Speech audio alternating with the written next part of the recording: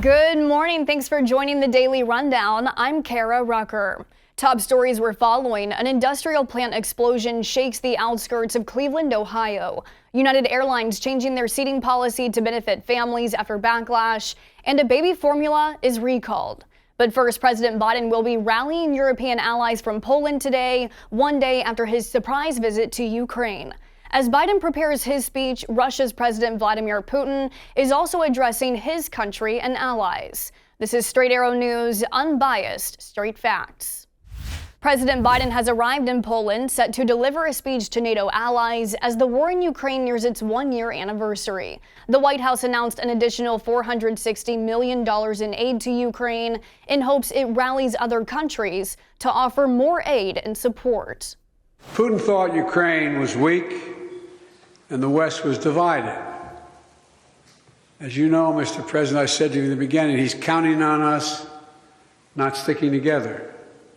He was counting on the inability to keep NATO united. He was counting on us not to be able to bring in others. Meanwhile, Putin delivered his State of the Nation address to his own parliament this morning, saying Ukraine and its Western allies started this war and blamed the U.S. and the West for no resolution.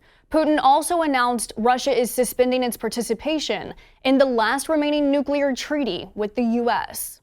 The New START treaty with America limited the two-side strategic nuclear arsenal. It caps the number of strategic nuclear warheads that the United States and Russia can deploy, which Russia has the largest stockpile of nuclear weapons in the world.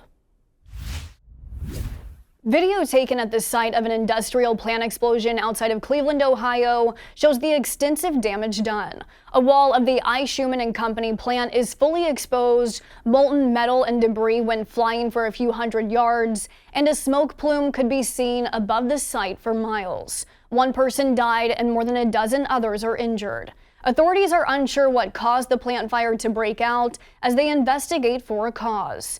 The Ohio Industrial Company produces copper, brass, and bronze metals. The explosion was about 70 miles northwest of East Palestine, Ohio, where a train loaded with toxic chemicals derailed earlier this month. Rescuers are once again searching for people trapped under rubble in Turkey after another earthquake hit the country, killing at least 6 people. A 6.4 magnitude tremor struck near the border with Syria, the same area where massive quakes devastated both countries 2 weeks ago. It's thought the death toll has been relatively low this time because the earthquake struck in an area that was largely already empty in the aftermath of the February 6 earthquakes. The death toll has surpassed 46,000 in Turkey's worst natural disaster in decades. United Airlines has announced a new family seating policy, which will allow parents to sit next to their children on flights without having to pay the extra fees associated with assigned seating. U.S. airline customers have long complained about seating that separates young children from their parents on flights. If families want to sit together, there are added costs to purchasing seats. It's something President Biden discussed in his State of the Union address earlier this month, saying his administration would be cracking down on hidden or unnecessary fee costs, saying baggage fees are bad enough, but airlines can't treat your children like a piece of luggage. Reckitt, one of the main formula manufacturers in the U.S., is recalling 2 batches of its baby formula because of possible cross-contamination with the bacteria Chronobacter, which can be deadly in infants. 145,000 cans of its Enfamil Prosobi Simply Plant-Based Infant Formula is the brand said to be affected. The recall is being conducted out of an abundance of caution. The company says tests have been negative for the bacteria and no illnesses have been reported. A first-generation 2007 iPhone sold for more than $63,000 in an online auction, a phone that originally cost $599. The first edition device by auctioneer LCG Auctions said the box had never been opened before, and the phone had an 8GB storage and had no app store. It ran on a 2G network exclusive to AT&T.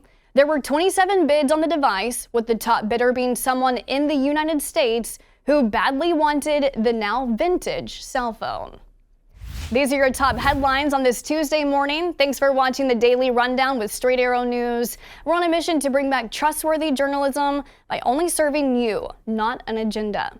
We'll see you back here tomorrow morning. Until then, I'm Kara Rucker. Have a great day.